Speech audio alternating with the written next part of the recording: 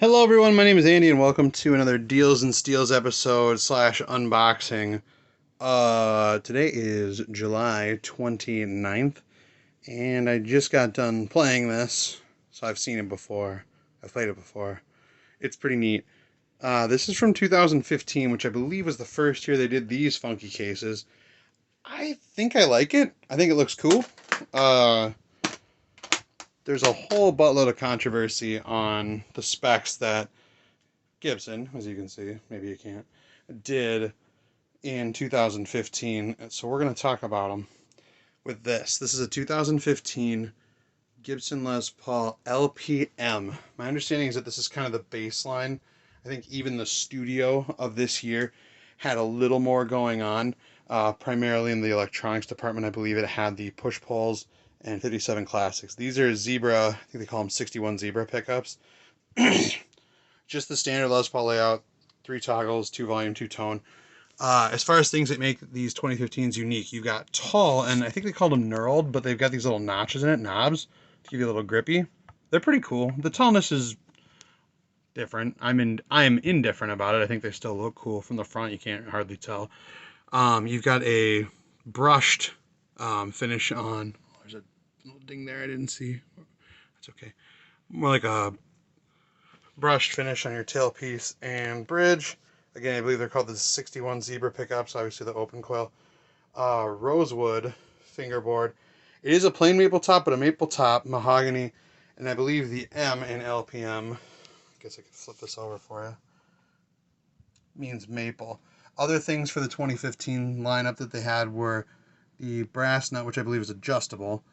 Some people don't like it, or a lot of people, I guess, didn't like it initially. The kind of cartoony looking Les Paul 100. So 2015 celebrates Les Paul's 100th birthday if he was still with us. And I believe that is a different silk screen of a more recent signature before he had passed. Up top here, you can see that I have a tuner missing, but I don't really have a tuner missing. I'm just missing a button. So let's move to the back. Other specs of the 2015s that people, at least initially, weren't a super fan of. I'm still getting used to it with the last Les Paul that I had on the channel. Mahogany back. The neck is maple. It is finished, which is nice. I could have sworn I'd seen a couple that had like plain maple necks, which, again, kind of indifferent, but I'm glad it's at least finished somewhat the same color. But the other big spec, a couple things in the back. The obvious being the G-Force tuning system, the robot setup, and then the, if we can get it in the light there, it's a little hologram of like the last photo of Les Paul, and he's waving. Some people think that's annoying. I don't know, I think it's kind of neat. It's not hindering my playing in any way. The other thing that's not hindering my playing in any way is the broken strap button. Tulip button, tuner button, machine head button, whatever. So a gentleman said that it did take a small tumble. No, I don't think the guitar actually fell, but I think he bumped it into his amp, and he said that it was just cheap plastic and it just kind of popped off. So the mechanical tuner and the powerness of it, it does still work, which is great. You do see that there is a little ding in the corner of the headstock there. But if we look really close, it's really close, pardon my mess here, doesn't look to have any breaks or anything. So I wasn't worried. The neck looked alright. I'm no pro or anything. But yeah, that ding's kind of nasty.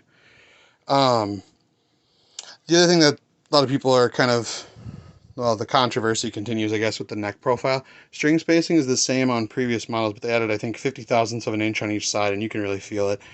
This one is definitely a rounded profile, more C-ish. Very baseball bat, but again, a little bit wider, just like the 2016, what the heck was that? 60s Tribute I got. But that one has a little more of a shredder neck, so it's a little bit thinner, but still that same width. So anyway, thanks for watching. I'm probably doing this all upside down still. I hope it doesn't matter. But anyway, I picked this up on Facebook. He wanted 500 initially, which is really good. Even for something that has more controversial specs and all that. I mean, they're still used online for like, I think there's one at like 800 or 900 right now, but the rest of them are like 1,000 or 1,200. But we've got the charger, we've got the different world plugins for Britain and I think the rest of Europe. As well as there's the baby photo in there. I believe there's technically a COA and the simple stuff, key for the case. So for 500, I was really excited. That was yesterday that I was talking to the guy's wife, had it posted. And then today as I was talking with him, he said, I got more attention on this than I thought I would.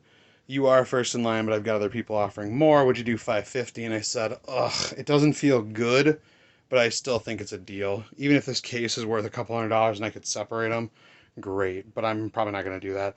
The goal is to find another button for that. I don't think I'm going to take the robot tuners off yet. I have the Les Pauls with regular tuners.